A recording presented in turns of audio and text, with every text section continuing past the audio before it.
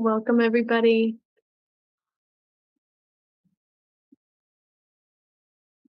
With great respect and kindness, we welcome you to Spirit Rock for today's Monday night meditation with Spirit Rock founder Jack Kornfield. My name is Jillian. My pronouns are she, they, and I'm delighted to support our community as your Zoom host today. Welcome, everyone. Our welcome extends to all parts of you, regardless of life experiences, color, culture, or creed. Please fully take your place in the sacred circle that we are creating and honoring together. Today's offering comes to you from Spirit Rock. Spirit Rock is located globally online and in the San Geronimo Valley of West Marin County, California, an unceded Coast Miwok territory. We name the history of this beloved place as a gesture of respect and reparation for the indigenous residents of the colonized land that we now call home. We have a few upcoming programs I would like you to know about. Join us online or on the land this Sunday for a hybrid program, The Liberating Path of Mindful Eating with Andrea Lieberstein. And putting that in the chat for you. There's the link to learn more. And then you can plan to join Jack online Saturday, March 1st for Mindful Loving Awareness, a day for new and experienced meditators. That is in the chat as well. Please join me in a deep bow to our beloved teacher, Jack Kornfield. Welcome, Jack.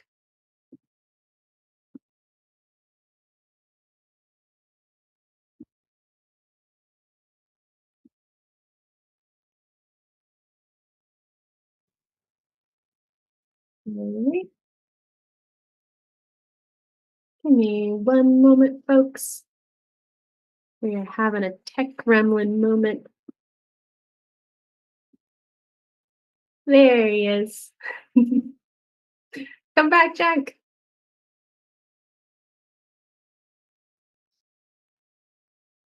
Thanks, everyone, for hanging tight.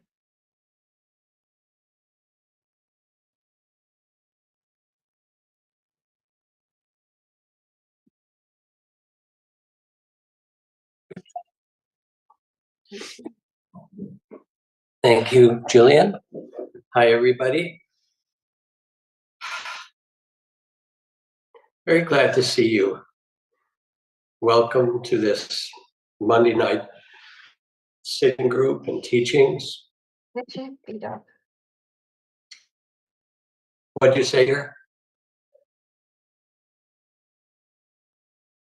Did I miss something? All right. Hi. Yeah, this Monday night sitting group was started 40 years ago in a friend's living room in San Anselmo and then the Fairfax Community Church. And for about 30 years, every week, more than 30 years. And then recently I've been doing it once a month. Others fill in. And I'm still really grateful to have you attend, to be connected. I see you in your little squares, at least some of you, many of you who I know. And it feels like a really important time to have community and to be together. So what we do on Monday night is really very simple. We have a meditation period, 20, 30 minutes or more. Take a break for 10 minutes or so, 5-10 minutes to stretch or relax. And then usually, as there will be tonight, some teachings and some time for questions and dialogue or question and response afterward. It is both a pleasure to see you, and at the same time, at the moment, I'm also missing the live Monday nights and how sweet and connecting it is to sit in the community hall at Spirit Rock and be present with one another. And maybe that will happen, but not for right now.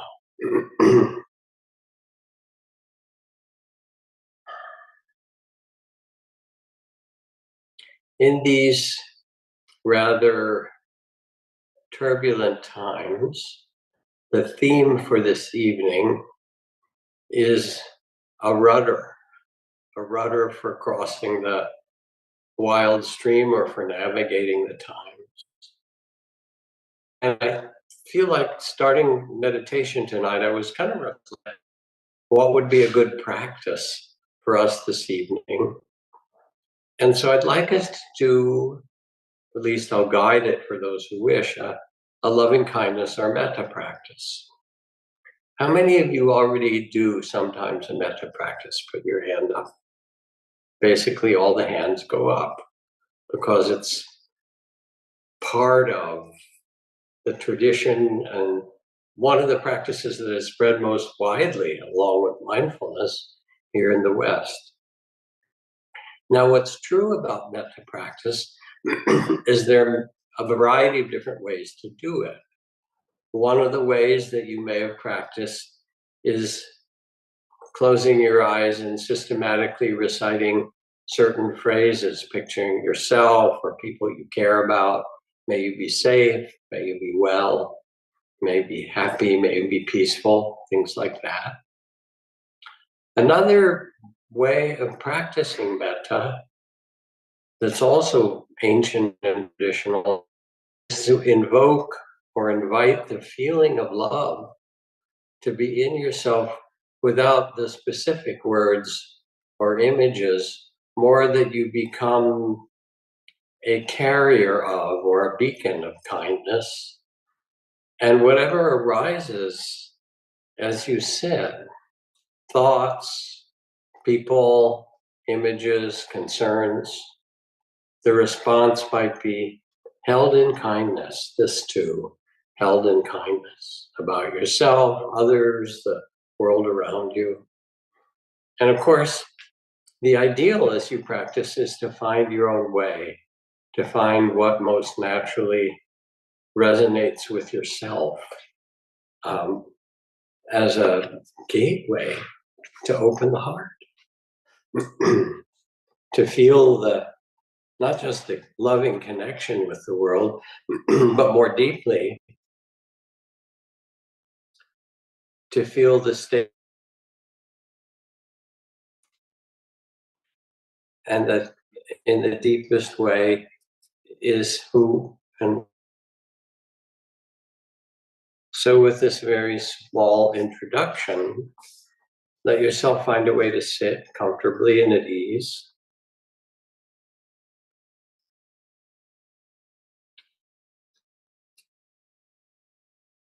And in doing metta and loving kindness practice, it's really helpful to sit in a way without a lot of pain.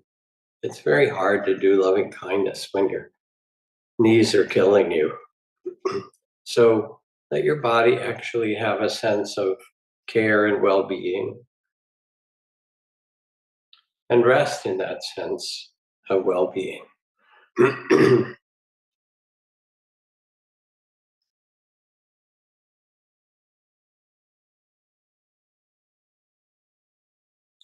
When you're ready, allow your eyes to close gently. And first bring a kind attention to your own body. Take a couple of long breaths.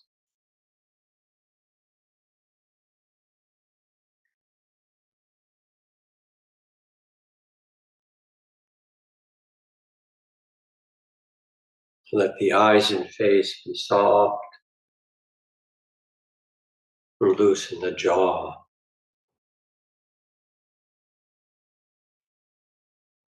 If you like, you can roll your head in a little circle to release your neck.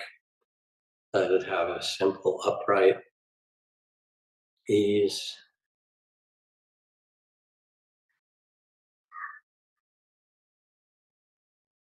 Let the shoulders relax, the arms and hands rest easily.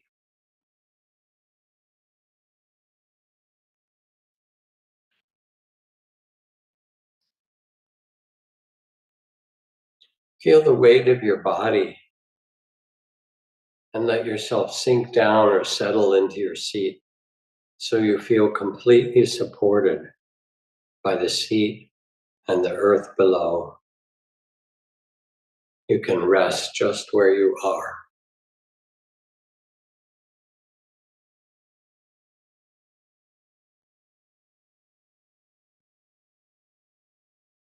Let the belly be soft and the breath natural.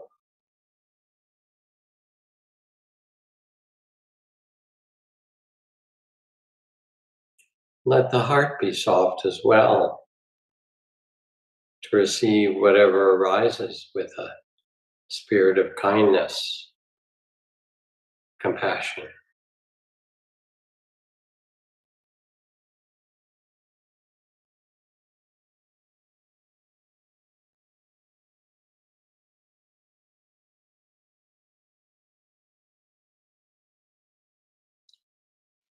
And in the space of presence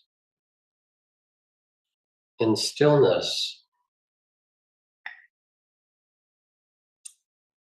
let me read to you the one-page version of the Metta Sutta, loving kindness, that has been recited for thousands of years.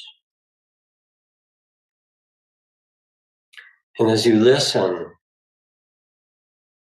let the words invite an opening of the heart and mind and body to the field of love and the field of kindness.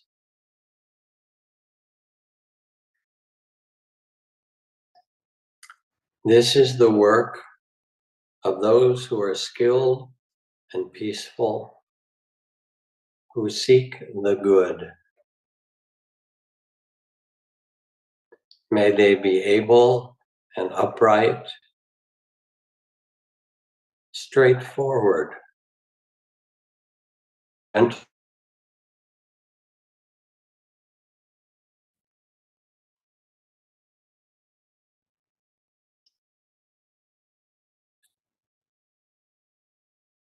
easily supported, unburdened, with their senses calmed.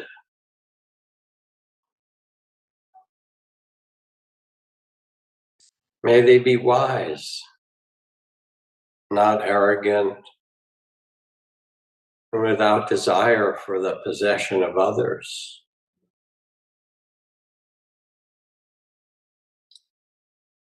May they do nothing mean or that which the wise would reprove.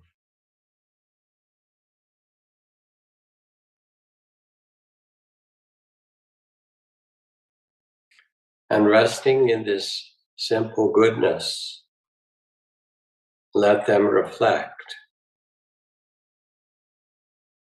and share in this way. May all beings be happy.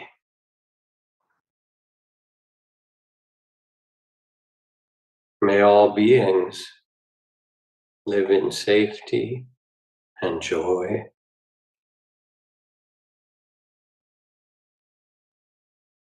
All living beings. And this is your well-wishing going out to beings in trouble and beings in every form. May all living beings, whether weak or strong,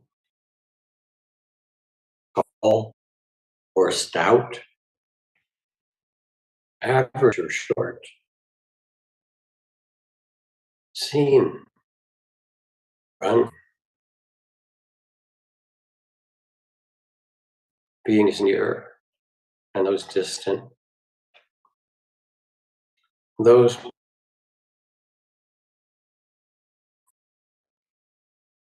may beings everywhere, may they all be happy. May they have well-being in every form.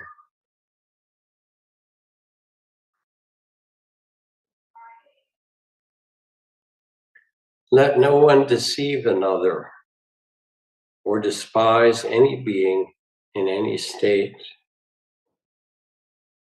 Let none by anger or hatred wish harm to another. But as a mother watches over her child, willing to risk her own life to protect her only child, so with a boundless heart, one should cherish all living beings as your children, suffusing the whole world with unobstructed loving kindness.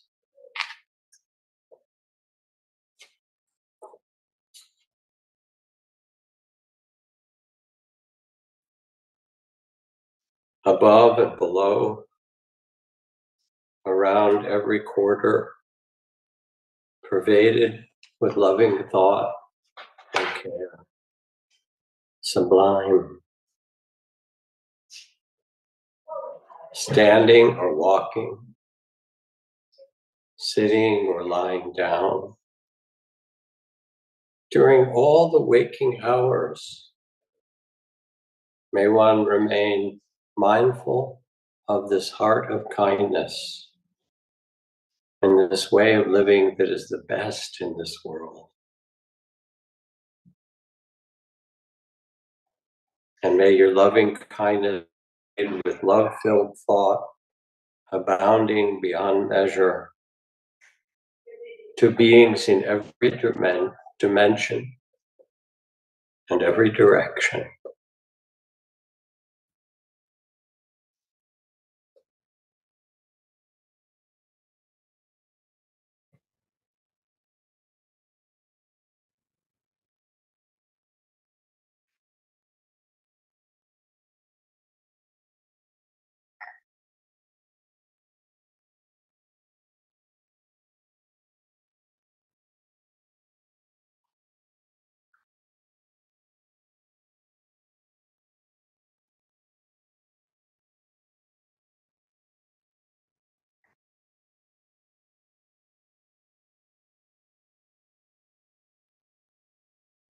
And every time you recite these words or hear them, know that in other parts of the world just now,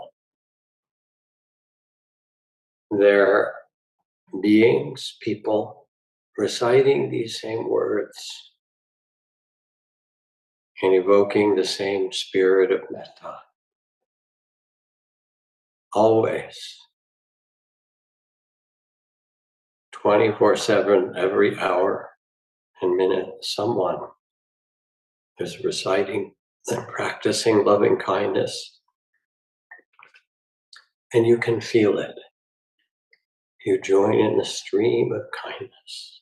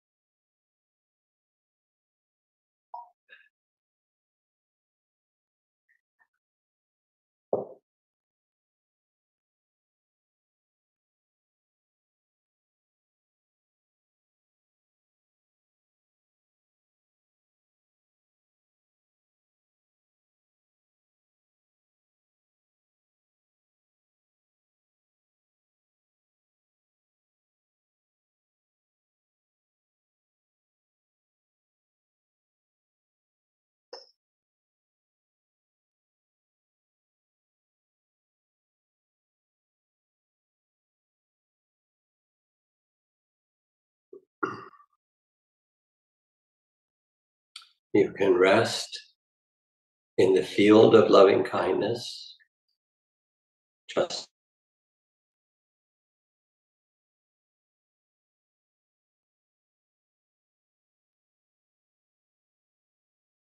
or if you like,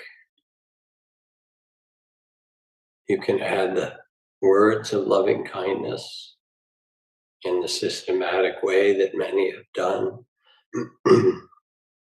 And picture loved ones and friends and neutral ones and beings in every quarter, each wishing may they be safe and protected, happy and well, filled with kindness.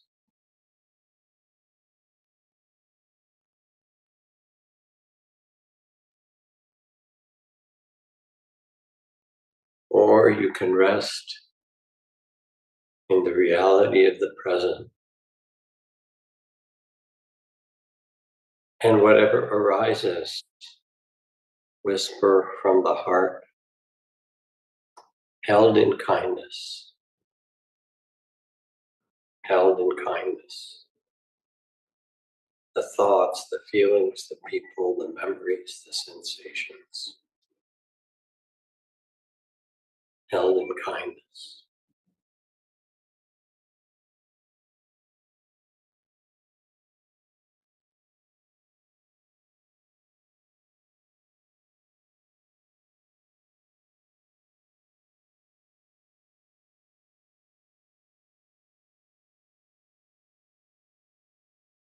Whatever floats your love boat,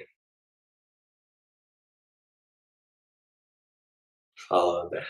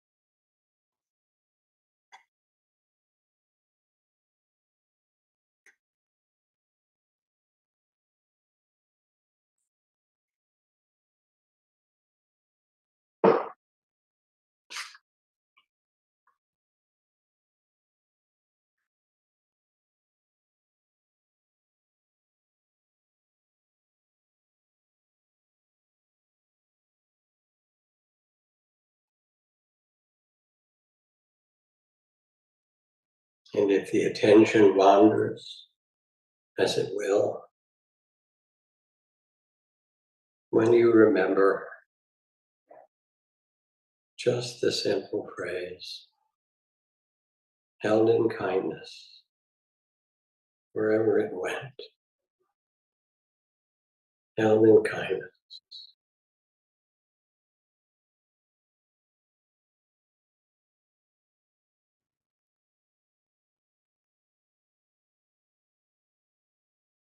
resting in the loving heart.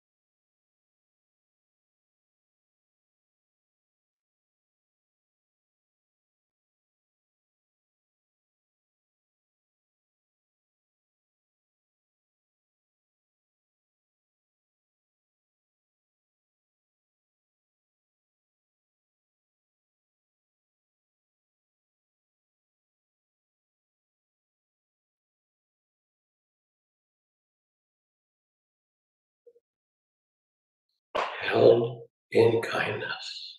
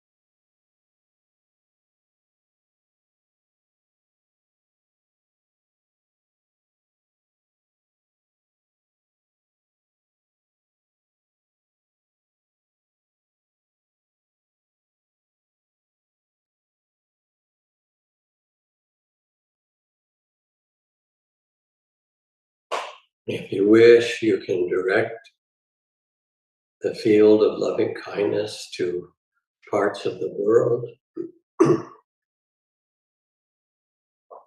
spreading loving kindness, especially to those who are suffering, struggling,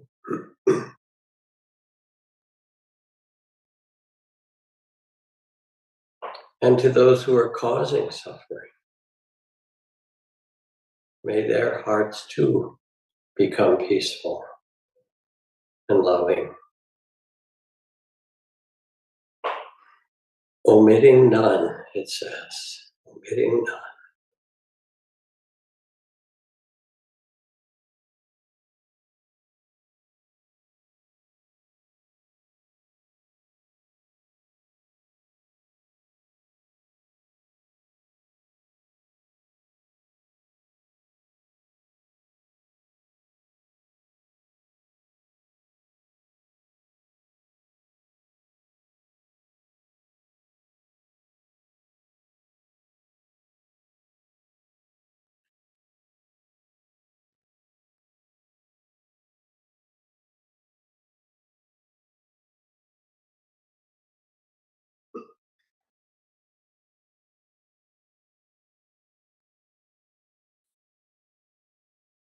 And to beings in every shape and form, beings of the waters,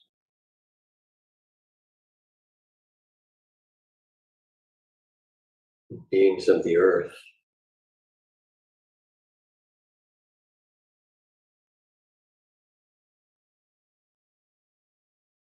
being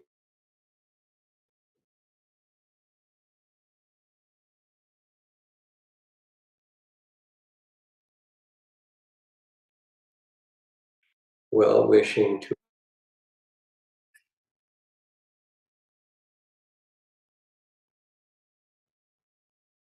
held in kindness.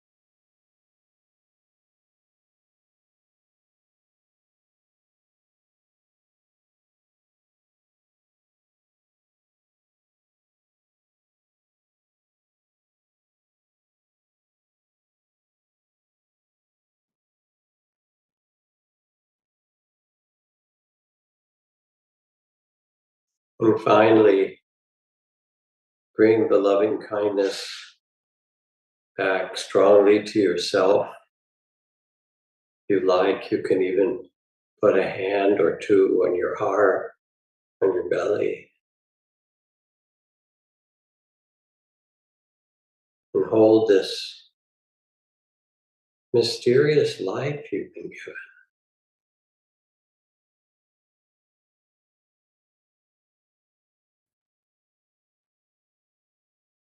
with loving kindness, care.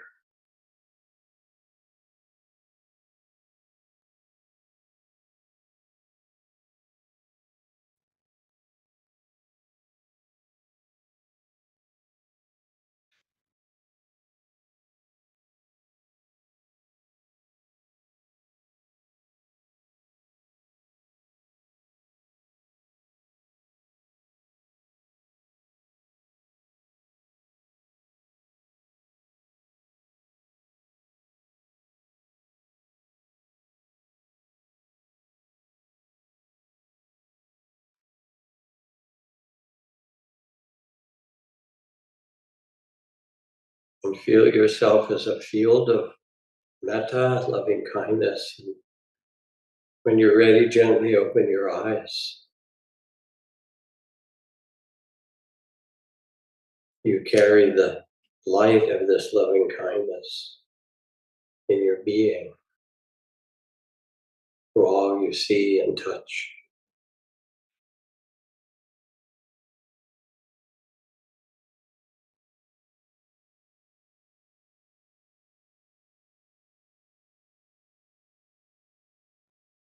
And stay with the field of loving kindness and the feeling of it. We'll take a 5-minute break to stretch, relax, and then we'll start with some teachings.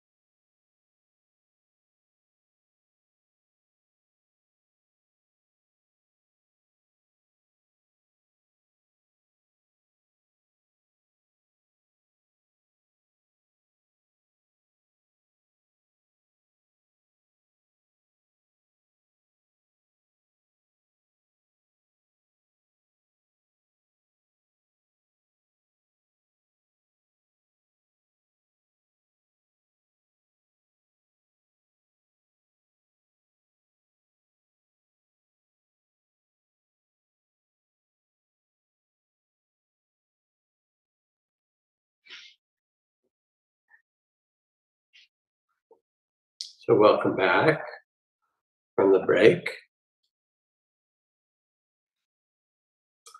Let yourself get settled again in some way where you can listen as a kind of a meditation and reflection, not so much that you have to believe what I say or talk about, but it's a contemplation and a reminder, perhaps. And if there's something that touches you as true, let that inspire you. And if there's something that feels wrong or off, let it go.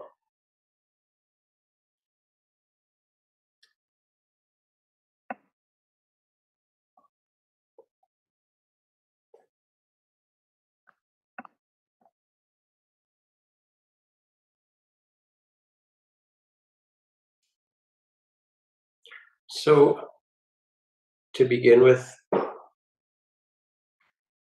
on this Monday in February 2025,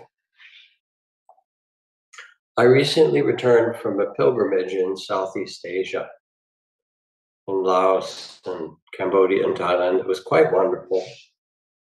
And got back the day after the Los Angeles fires started, got back to LA with Trudy. And it was, of course, very difficult. We now have many friends who've lost their houses and homes and livelihood. And the fires were very close to the houses. Trudy's daughter lived just a block and a half away from the edge of the Palisade fire where everything else had burned, and other dear friends. So that was really difficult to come back to.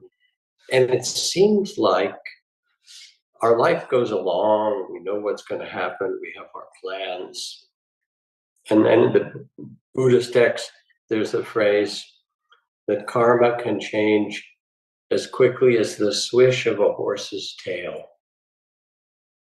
And part of the nature of samsara, of this world of birth and death, is the nature of uncertainty.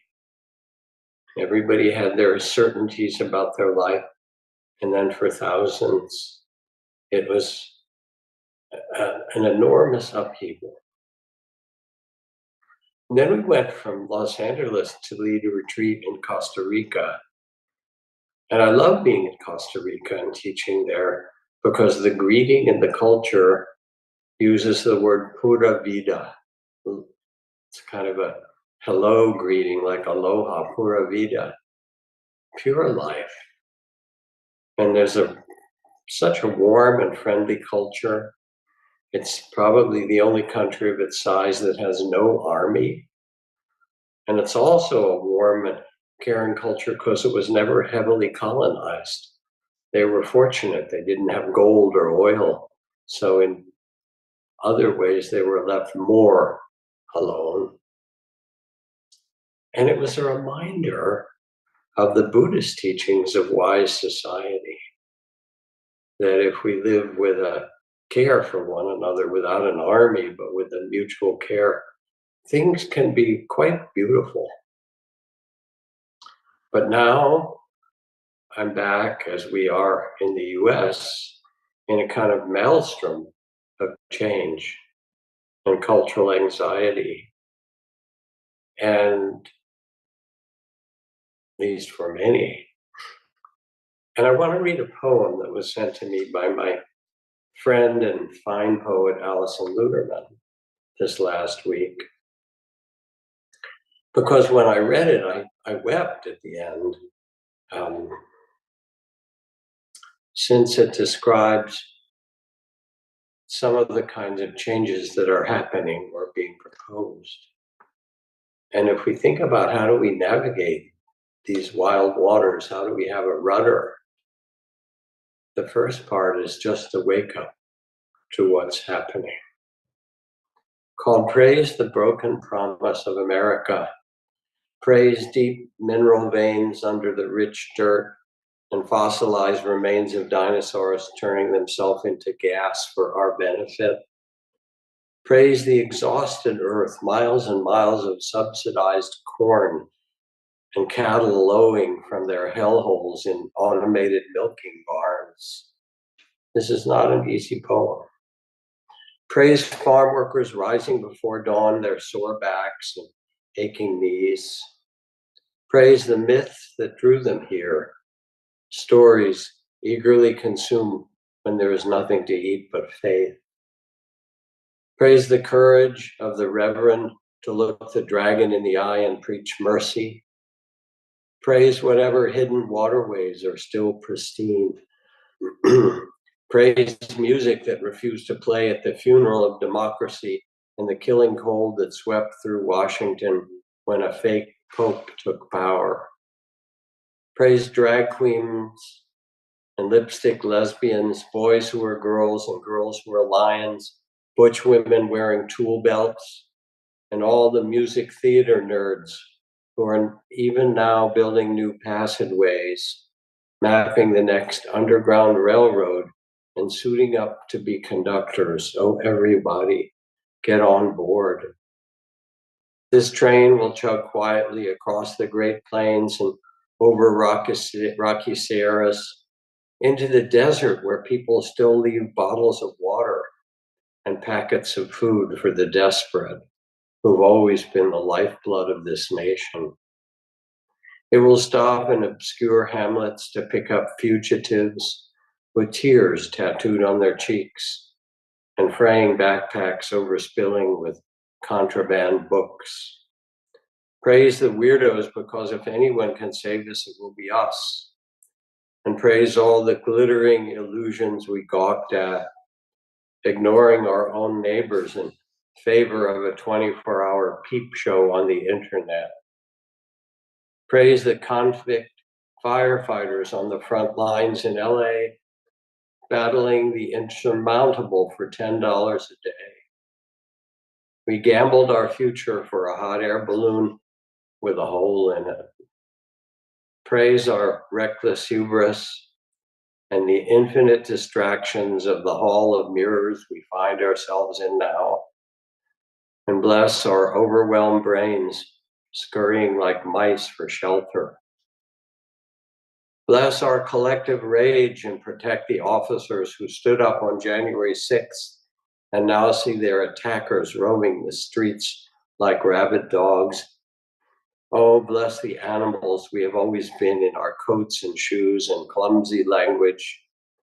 Bless our willful ignorance, so enormous, so world-altering that, like the Great Wall of China, it can be seen from outer space, where the gods are shaking their heads even now, in pity and in awe.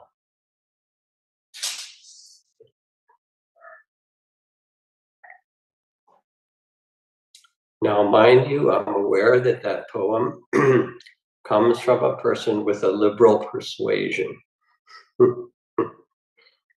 But it's also heartbreaking. And it doesn't mean that there isn't value, which I see in conservative points of view and simplifying government overreach or other things that we can do to simplify and straightforward our society. Because the benefits of the Dharma are useful and universal, and it doesn't choose which party to support. But I also see that the rapid pace of change brings an enormous potential of suffering falling upon the vulnerable, which is what the poem points to.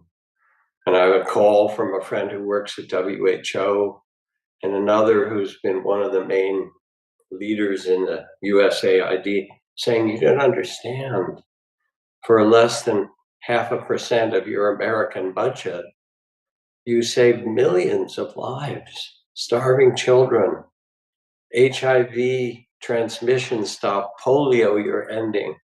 So many things you've done as the richest nation in the world. We still look to you. So how to navigate? And this is a, if you will, a hard talk and a serious one. How do we respond? What is the rudder, if you will, what teachings, whatever your political persuasion, that might be kept in mind. First, remember your best values as things change. And I was in a meeting with several of the heads of the biggest AI companies in the world, and a world famous historian who looked at them and said, "You know, you're like the Bolsheviks." And they sat back. He said, "Yeah, you look at what happened. In Russia, they tried to change the whole society very quickly. How did that work out? Look at how the Maoists did it. Oh, we're going to have AI and we're going to do jobs. Look at how it worked out in China. How about Cambodia?" You all have to stop for a moment and reflect. It was kind of an amazing moment because they were taken aback being called Bolsheviks when they thought they were capitalists. But it's where we are. So for you and me and those around, the Mahabharata Sutta begins. If a society meets in harmony and treats one another with respect, it will prosper and not decline, says the Buddha. If a society takes care of the vulnerable among the children, the women, those who are vulnerable, it can be expected to prosper and not decline. If the society reveres the wise teachings of past generations, it can be expected to prosper and not. Society cares for the natural world around it.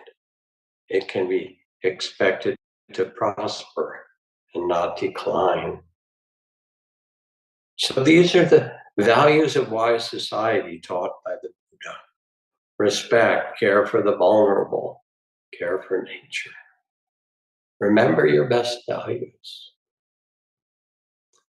Then in this time, ground yourself and steady your heart. Do you remember Thich Nhat Hanh's line when the crowded Vietnamese refugee boats met with storms or pirates? If everyone panicked, all would be lost. But if even one person on the boat remained steady and calm, it was enough. It showed the way for everyone to survive. I'm going to do a whole teaching at another night on anxiety, but we're swimming in it, a cultural anxiety. And so to steady yourself, do your meditation, breathe. Imagine as you sit that you're a great tree with roots that go down into the earth, breathing in the air, buffeted by storms and winds and change of seasons, but underneath, let your core be steady. When anxiety arises, acknowledge it. Name it. Anxiety is like this. It feels like this in the body. Acknowledge the stories that it tells. Say thank you. Thank you for trying to protect me. I'm okay in this moment. You can stand down. You can rest. Maybe change the story. You'll hear the story anxiety and fear tells. Change that story to one of challenge. Wade Davis, the great explorer, said despair is a failure of imagination. Change the story to one of imagination and possibility, to one of challenge. Shift your chakras, go from the fear place to the heart, to the place of love that we just did. Walk out in nature. All these things to ground yourself, steady yourself, because we human beings have been through huge upheavals many, many times. And we know how to do this. Remember your best value, ground and steady yourself. Don't be afraid. This is what H.L. Mencken, the great political commentator of 100 years ago, said. The whole aim of politics is to keep the populace alarmed and hence clamorous to be led to safety. And so the zeitgeist and the media almost designed to activate fight, flight, or freeze, to colonize the nervous system and make you afraid and worry. Don't buy it. It's not who you are. It's not what we are as human beings.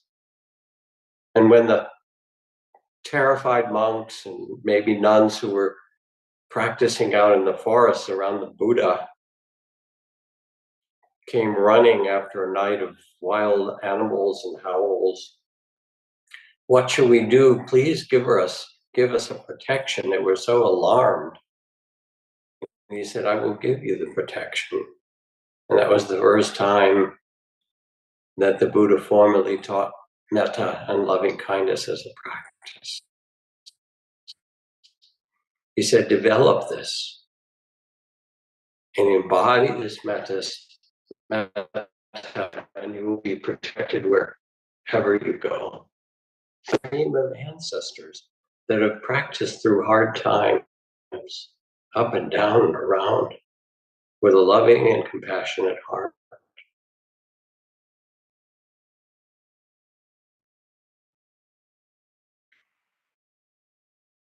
Here's a puzzle for you. I believe it means to step up who is right and who is wrong. The sutras say the wise do not cling to views, not who, but rather take your stand on principles. On this is what is to be valued. Support what's good on every side. I loved reading Rahm Emanuel, who'd been Obama's chief of staff and mayor of Chicago and many other things as a kind of stalwart, famous liberal, writing in the New York Times or the Washington Post, one of those media places, about how he was cheering for Donald Trump to get the Nobel Prize. He said, this man has the opportunity to revision what's happening with Iran or in the Middle East or Ukraine or North Korea. He's said he deserves a Nobel Prize. Rahm Emanuel said, I'm cheering him on. May he solve one or more of those and bring peace in the Middle East and Ukraine with North Korea. Support what's good wherever you see it.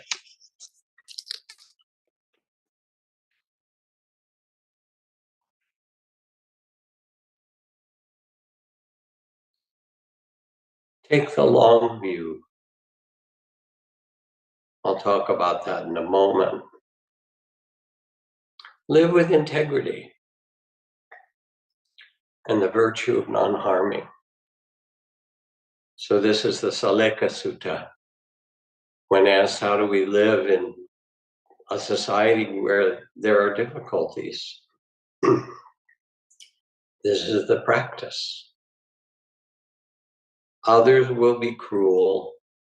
We shall be kind. Thus we shall incline the heart. Others will speak falsely. We shall speak truth. Thus we shall incline the heart. Others will exploit and steal. We shall be honest and generous. Thus we shall incline the heart. And really what it is asking and saying and inviting us is to live with an integrity and virtue more than ever in this time.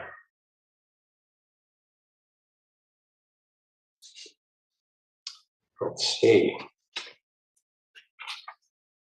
After becoming president of South Africa, I asked some of my bodyguard members to go for a walk in town.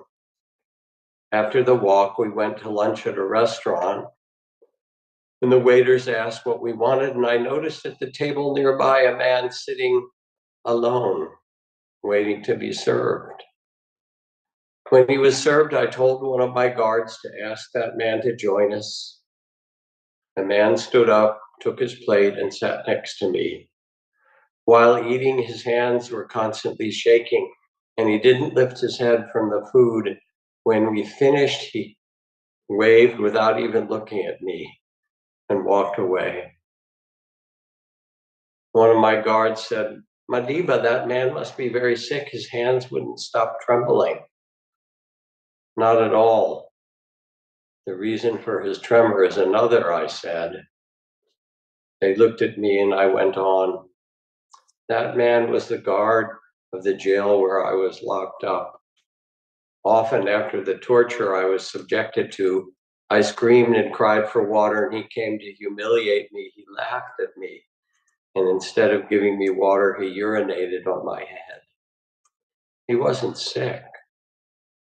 He was scared and shook, maybe fearing that I, now the president of South Africa, would send him to jail and do the same thing he did with me, torturing and humiliating him.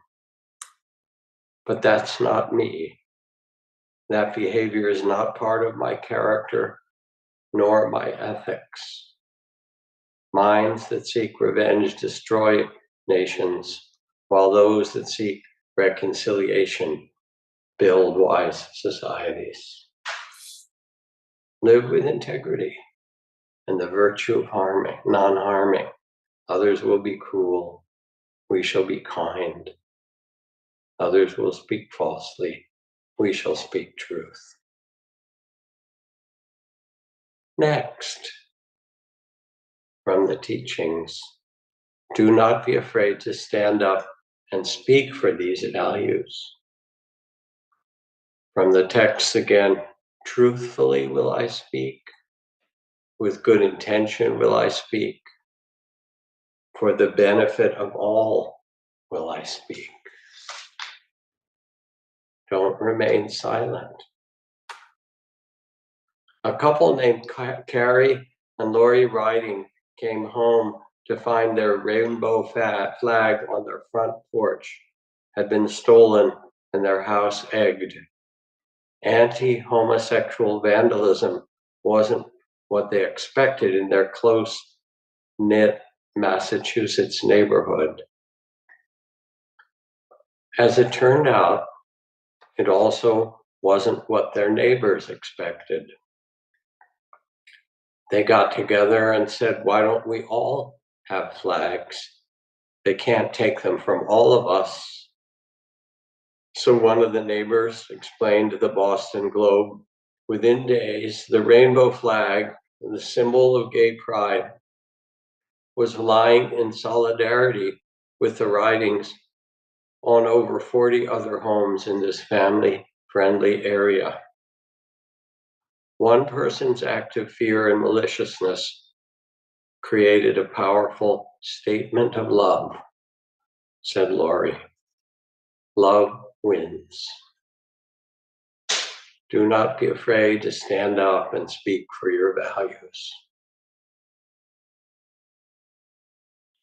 O nobly born, begin the Buddhist texts.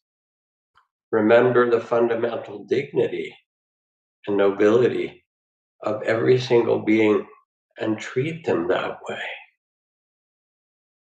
with respect. Another story for you.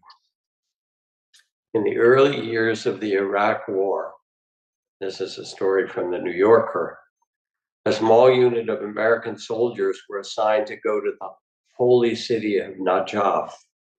It was a delicate mission, as the presence of the Americans in uniform was seen as a potential desecration of their faith and sacred sites.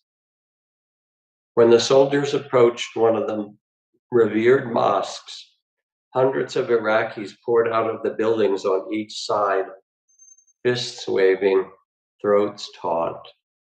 They pressed in on the 15 Americans who glanced at each other in terror. The reporter witnessing it said he felt afraid that a shot would come from somewhere, someone would open fire, and it would turn into a massacre. And then quite suddenly, in the middle of it all, the American officer in charge stopped and held his rifle high over his head with the barrel pointed to the ground. He stood there against the backdrop of the seething crowd, now almost 1,000 deep. It was a striking gesture, almost biblical. And then he took a knee. The officer held his position and told his men to follow, and the soldiers looked at him as if he were crazy, and then one by one, swaying in their bulky body armor and gear, they knelt before the boiling crowd, pointed their guns at the ground in the same position as their officer. The Iraqis fell silent, their anger subsided, and the officer ordered his men to withdraw. The writer of this story said it took him months to track down Lieutenant Colonel Hughes about this. How did you learn to tame a crowd in a war zone in a distant country? Hughes offered assurance it was not part of the army. The problem with, people start shooting for real, said Colonel Hughes. The Iraqis felt that the armed Americans were disrespecting their mosque and their culture in this holy city. The obvious solution, said Colonel Hughes, was a gesture of respect. And this is what makes wise society, to offer the gesture of respect to everyone, those you agree with and those you disagree with. And take the long view. As I said before, here's Gandhi saying, when I despair, I remember that all throughout history, the way of truth and love has always won. Yes, there have been tyrants and murderers, and for a time they can seem invincible, but in the end, they always fall. Think of it, always. How long? As long as it takes. In the great cycles of existence, there's a wisdom that we know and carry. Hatred never ends by hatred, but by love alone is healed. This is the ancient and eternal law. And we human beings, we've been through wars and depression, and we will again go through a global crisis, and we may be in the middle of one. To be hopeful in bad times, writes Howard Zinn, is not just foolishly romantic. It's based on the fact that human history is a history not only of cruelty, but also of compassion, sacrifice, courage, kindness. What we choose to emphasize in this complex history will determine our lives. If we see only the worst, it destroys our capacity to do something good. But if we remember the times and places, and there are so many, where people have behaved magnificently, this gives us the energy to act and the possibility of sending the spinning top of a world in a fine direction. Take the long view, because it's your intention and your heart and mine in all the cycles of birth and death. It is that deep intention of wisdom that creates what's possible for a wise society. It becomes the rudder. Difficult time.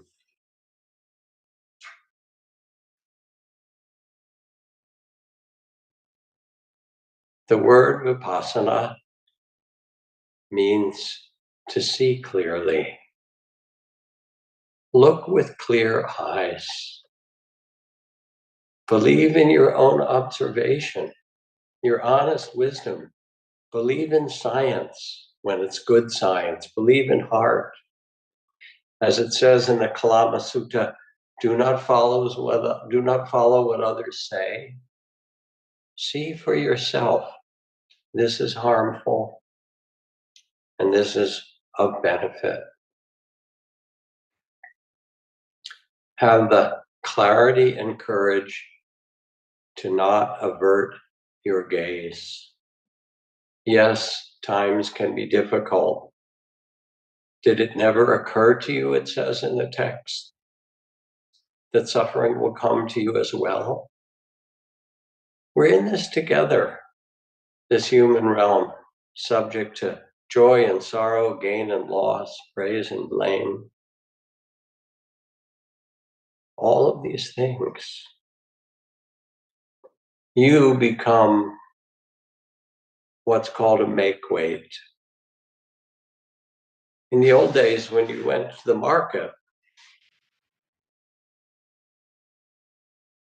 they'd hold up one of those scales and put the papaya or the rice or whatever it is in one of the scales, and in the other they'd put these metal weights until they balanced.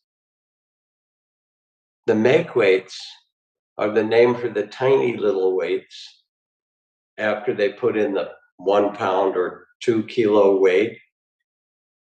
Often they're created, they're kind of beautiful. They're created in this form of like a series of little animals, little ducks or little whatever they are.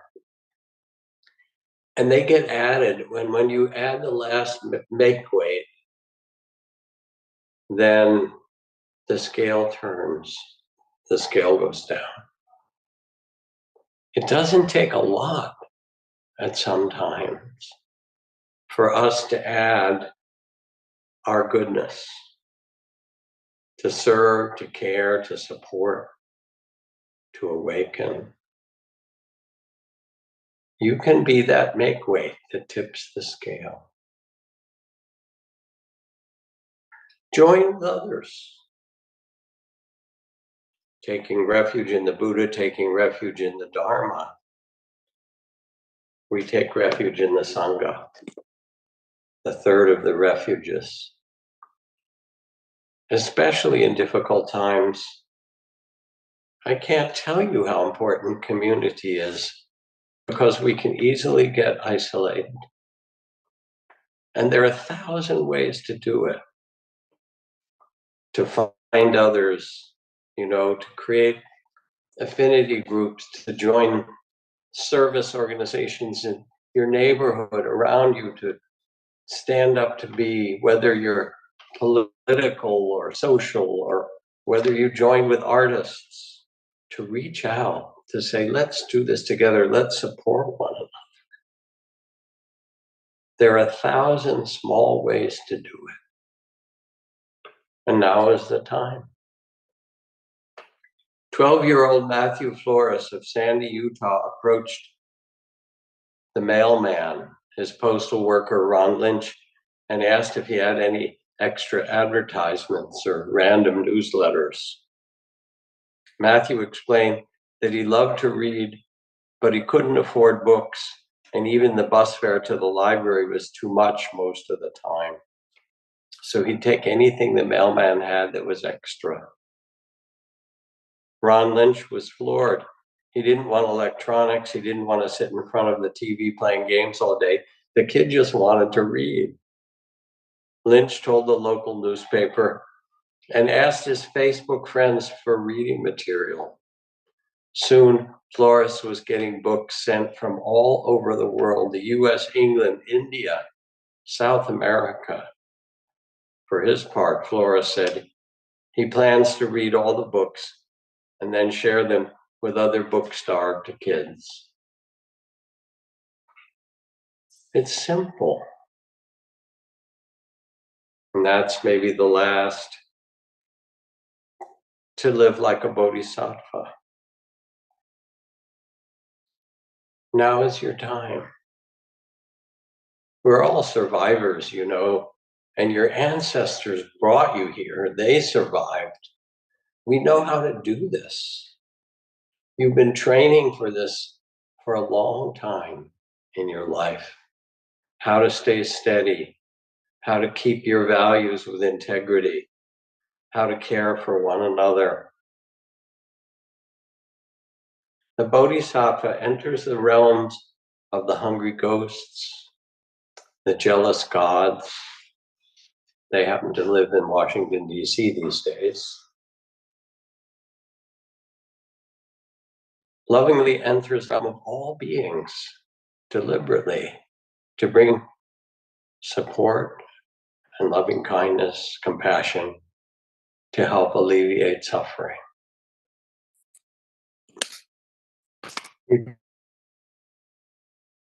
Your bodhisattva vow, I vow to bring benefit or bring whatever you want to say it. What better thing could you do in life? Now is the time to draw on your moral strength, your courage, your creativity. It's almost like the world has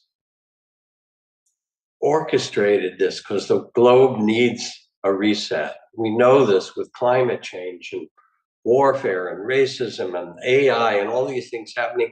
We need a new set of values to really come forth. You know this as well as I. And it happens when we get quiet and remember what our deepest values are. And then amazing things can happen. I was just reading about Jose Andres, who was the world celebrated chef of El Bulli, and then started World Kitchen, after the hurricane in Puerto Rico, and got volunteers, and they had thousands of people come and serve tens of thousands of meals. And now World Kitchen has served 100 million meals in Ukraine and Sudan and places where people are hungry. That's a kind of grand thing, kind of fun to talk about and inspiring. And he's got people who know how to cook from all over the world with him. But it doesn't have to be that big.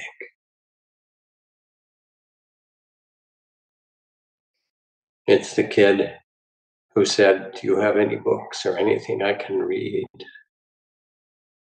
The Bodhisattva's reflection: how can I live and contribute to a wise and healthy and compassionate society?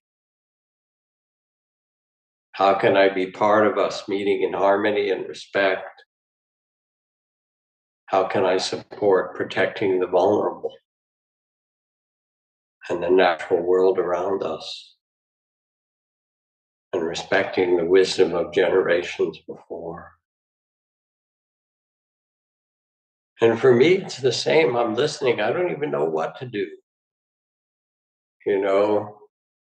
I was touched by the image of the Underground Railway, and I live in a neighborhood full of immigrants, some documented and some not. And I will talk to them. How can I help? What do their families need? I talk to CEOs also.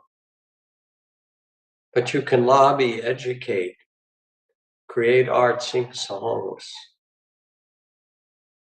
serve in the community. Underneath, you get quiet. And you remember that you're here for a beautiful purpose, O Bodhisattvas. What better thing to do with your life? So let's pause for a moment. Just be quiet.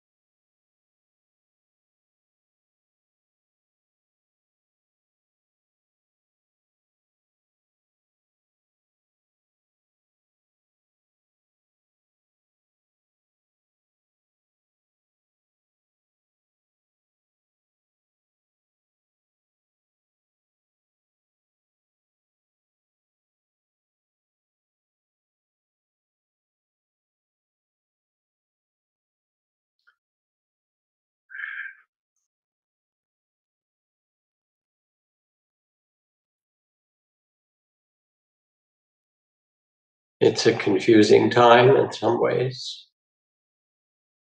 and also a time that calls for us to speak out or to make a difference. I want to ask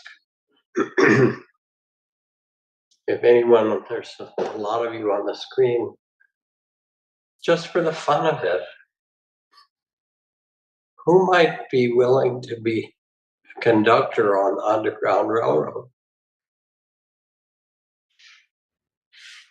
If it's called for, just to see if any hands go up. Yeah, there are. It's not right for everyone, but it might be right for some of you.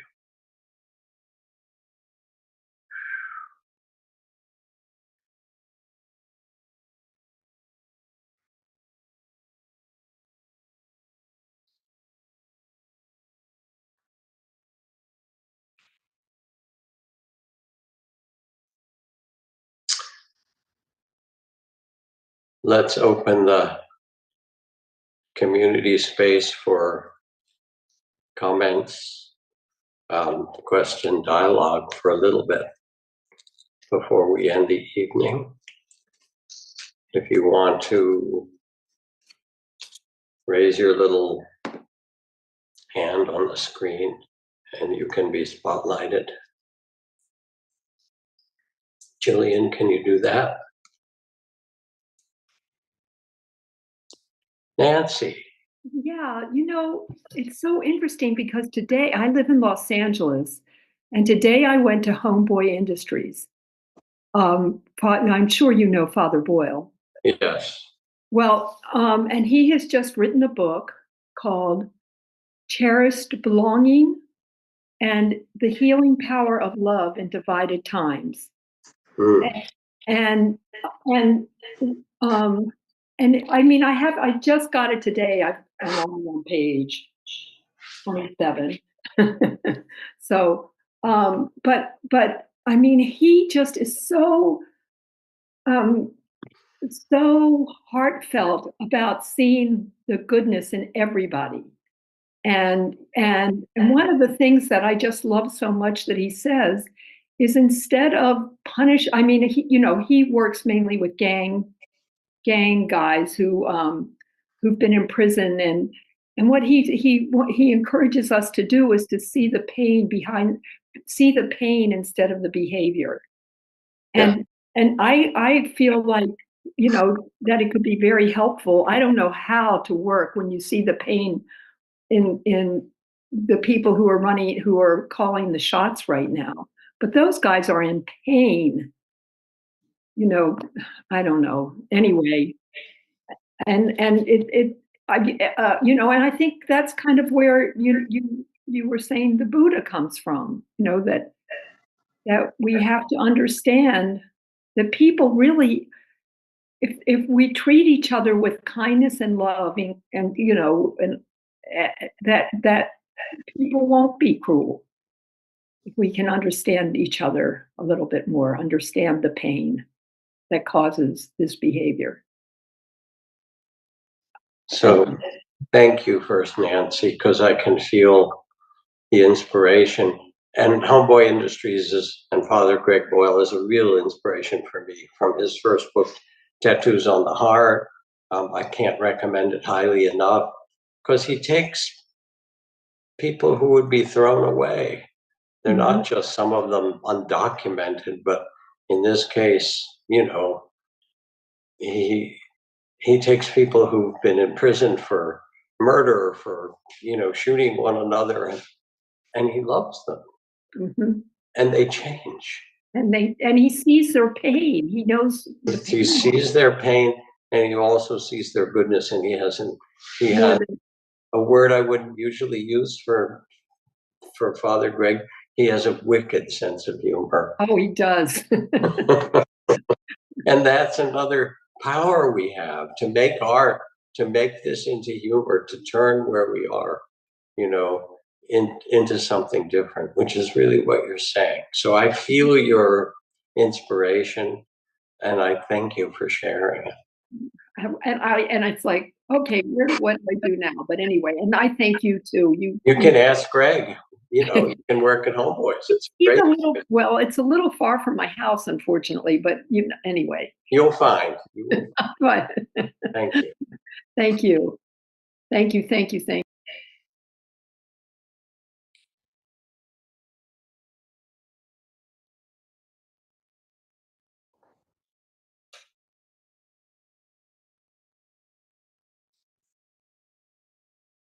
Thank you, Jillian, for putting that in the chat. It's funny because I get so inspired reading Father Greg's books, and we've done a few events together, and Trudy and I have both gone down to Homeboys. And I said, so where do you get your inspiration? He said, oh, I listen to podcasts from this guy, Jack Kornfield. And I was like, oh my God, I admire him so much, but you know, I guess you take it wherever you can find it. Anyway, who's next, Jillian? Questions, reflections. Oh, it's our Teamster poet. Hi, Those are two words that are not often put together. I understand. First, thank you for this, as usual. The treasured moments that we spend together, even online. You're a great inspiration for me and many others. Although, if you want to start up the live gigs again, I'd totally drive up to Marin. And thank you for shouting out about World Central Kitchen. It's been, as a practicing Buddhist, I cannot support any militaristic action, but you still want to do something for people who are suffering. And World Central Kitchen does that stuff. Yes. I have friends from Ukraine, and they say that they have said to me that outlying villages away from the cities would have starved to death were it not for that work. Excuse me, it chokes me up a little bit. And then I wanted to say something about taking action. Because of the pandemic, I meant to lower my hand. Because of the pandemic, a friend of mine, Miguel, who had been doing some work for me, he's legal. And he said, man, it's really tough. All these people, you know, you're getting checks from the government to stay at home, but these immigrants who have not the papers have no support. There's nothing coming in. So I started making phone calls, and we got together a few projects in the neighborhood and in other cities. I live in Martinez. These people mostly came from a place called Bay Point. And we got some work together for these folks and put some money in some pockets. Well, you know, maybe recently you may have noticed that there was a march and an immigrant day when every Hispanic business, practically speaking, in the Bay Area shut down for a day. The Mexican restaurants were down. The corner stores were down. People just stopped. And better than that, some of the South Asian owners, recognizing that although they had some advantages that the Hispanics did not, they shut their liquor stores too. They shut their corner businesses too. And they had a march out in Bay Point. And my friend Miguel said, you want to come? And this is what I'm suggesting to everybody that's gathered on the screen now.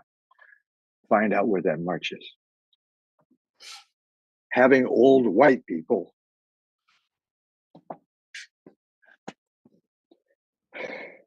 with gray hair standing with them says something to them and to the broader world around us that needs to be said. When it's done, you know, let them lead, but do your walking meditation in a march supporting what you believe. I'm sorry. And believe me, you'll never run out of tamales. You came over with a bag like this, you know.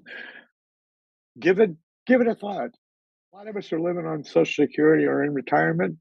It's not a long drive. These neighbors are not too far away from you, and they're waiting for you to help them. Sorry for lecturing. I know it's not well thought out, but I just really wanted to share that with you. Thank you. Jeff, what you say, was said before by the woman who spoke before you, Nancy. You're both just putting your heart out there and saying, this is what matters. This is where I went to Homeboys. I went to this march, and you're expressing that care from your heart and your life. And thank you for doing it. Thank you for reminding us, we just all need to hold hands together in difficult times. And I feel you reaching out with your hands and your heart. And yes, World Central Kitchen is extraordinary to feed 100 million meals. Yeah. And it'll get you out of the house, get you some exercise, and away from the goddamn TV for a while with all the nonsense. Yeah. Thank you, Jack. Yeah. Be well and happy. Thank you, Jeff.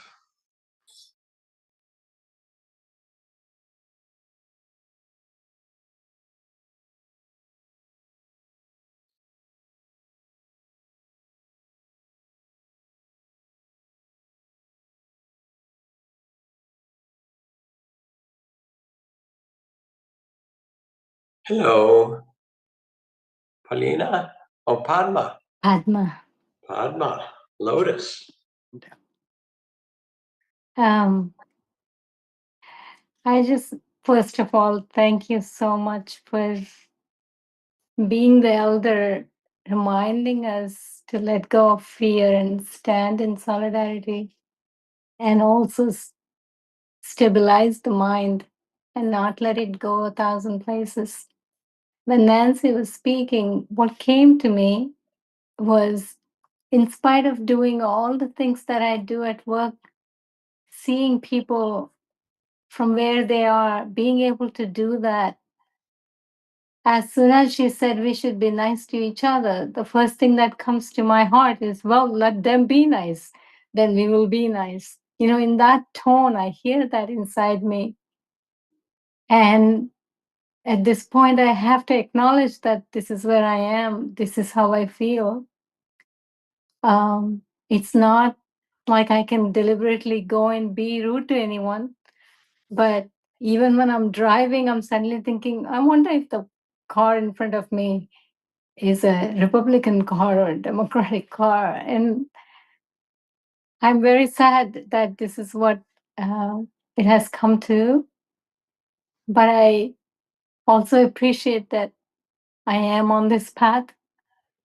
I'm not letting go. And I'm very, very grateful that I have met you. And I'm very grateful. That's what I wanted to say. Thank you for reminding us. I'm touched, and I thank you. Also, you've said some things that are really important. First of all, you've said you have some not completely loving and charitable thoughts. No one else listening would have that problem. You're the only one among us.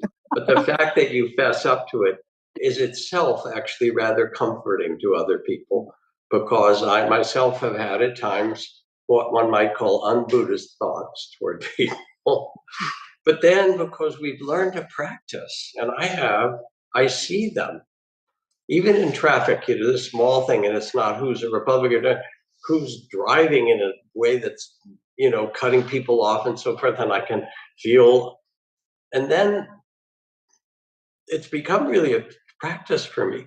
If I feel myself being reactive, whether it's that or on television,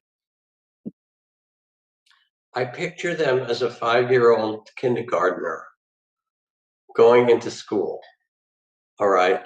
And here they are, they're wide-eyed and innocent as kindergartners. Yes, they can get in fights and a whole lot of things, but basically there's still an innocence of heart in almost every child who goes in. And I see them that way, they're in the big adult body driving or running something or speaking, but underneath is that child of the spirit. And when I do, there's a kind of metta that comes, a softening of, oh yeah, this one too is in there. Let's figure out how we do this together. So I'm so glad you brought it up so honestly, because that's also important for us. And let's see, if I remember, your work is as a physician, is that correct? Yes. Yeah, so you never really do anything of use, but and the thing is that I know, I'll tell you, that if any of these people, even the ones that you might, how we say, judge, were to come to see you as a doctor, you would love and care for them. Yeah. And I want you to feel that even right now, that that's really who you are. All that other stuff comes, that conditioning, we have it. But who you are, feel that, is that person who would care for anybody who came to see you as a doctor.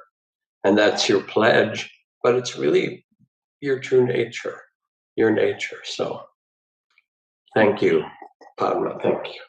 Thank you.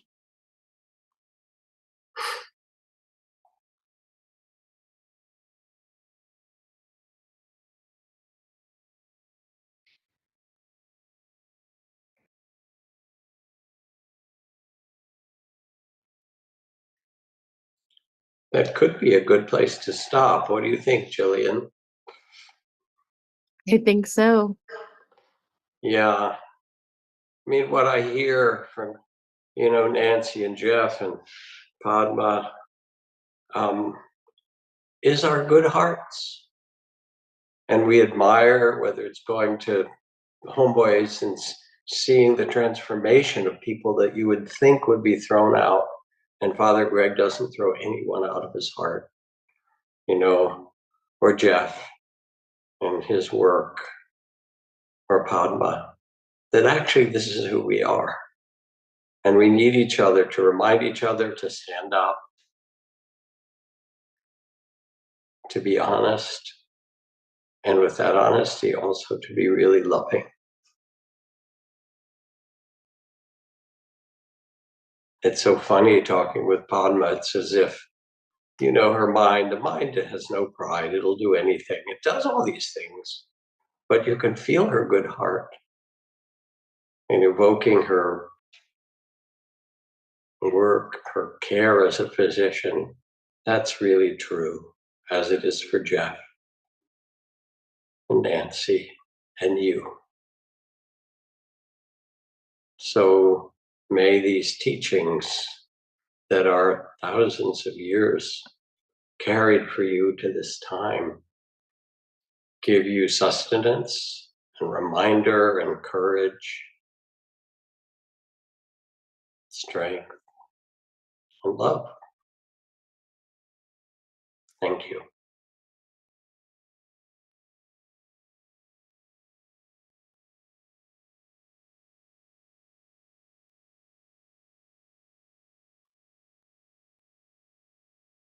Good to have a moment of quiet.